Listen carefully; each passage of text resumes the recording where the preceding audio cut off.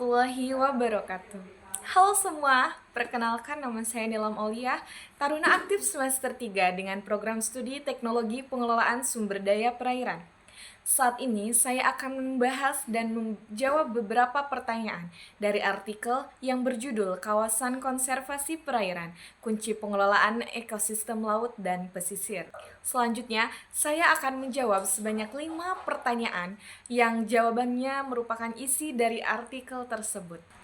Yang pertama, hal atau masalah apa yang sebenarnya terjadi di dalam artikel tersebut?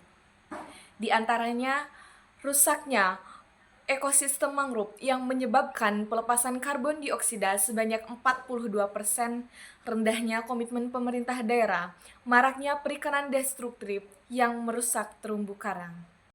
Selanjutnya, mengapa hal tersebut dapat terjadi?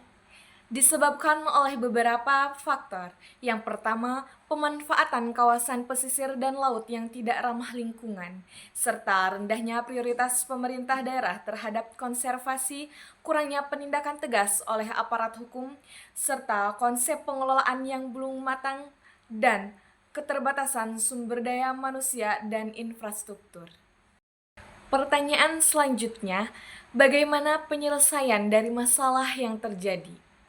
Yang pertama, penetapan kawasan konservasi baru seperti di Pangandaran untuk melindungi habitat penyu dan lobster, di Pasaman Barat untuk terumbu karang, rehabilitasi restorasi mangrove, integrasi kawasan konservasi dengan rencana zonasi wilayah pesisir dan pulau-pulau kecil, peningkatan edukasi masyarakat, serta fokus restorasi pada kawasan rusak parah. Pertanyaan yang keempat, siapa sajakah yang perlu terlibat di dalam masalah yang terjadi, serta apa peran mereka? Yang pertama, terdapat Kementerian Kelautan dan Perikanan, berperan utama dalam penetapan kawasan konservasi, serta memberikan pelatihan dan bantuan untuk pengembangan konflik pembangunan di wilayah pesisir. Yang kedua, pemerintah daerah, provinsi, kabupaten, kota, bertanggung jawab atas pengelolaan harian kawasan, serta pencegahan konflik pembangunan di wilayah pesisir. Yang ketiga, Kementerian Dalam Negeri melakukan sinkronisasi urusan pemerintahan daerah, serta mendorong komitmen stakeholder untuk pengelolaan KKPD. Yang keempat, masyarakat pesisir dan lokal terlibat dalam restorasi mangrove, pengolahan produk turunan, serta mencegah kerusakan, juga sebagai penerima manfaat. Yang kelima, aparat penegak hukum berperan dalam penindakan terhadap kegiatan destruktif. Dan yang terakhir, stakeholder lain seperti LSM dan komunitas internasional mendukung melalui program edukasi dan komitmen global.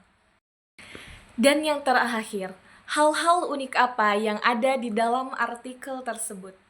Yang pertama, target ambisius KKP untuk menambah 2 juta hektar kawasan konservasi di 19 provinsi pada 2022. Selanjutnya, perairan Pangandaran sebagai habitat untuk 4 dari 6 jenis penyu di Indonesia.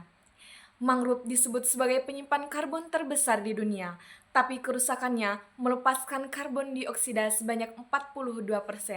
Dan yang terakhir, potensi ekonomi unik dari mangrove seperti pengolahan produk turunan dan wisata. Sekian dari saya, hanya itu yang bisa saya sampaikan. Terima kasih dan wassalamualaikum warahmatullahi wabarakatuh.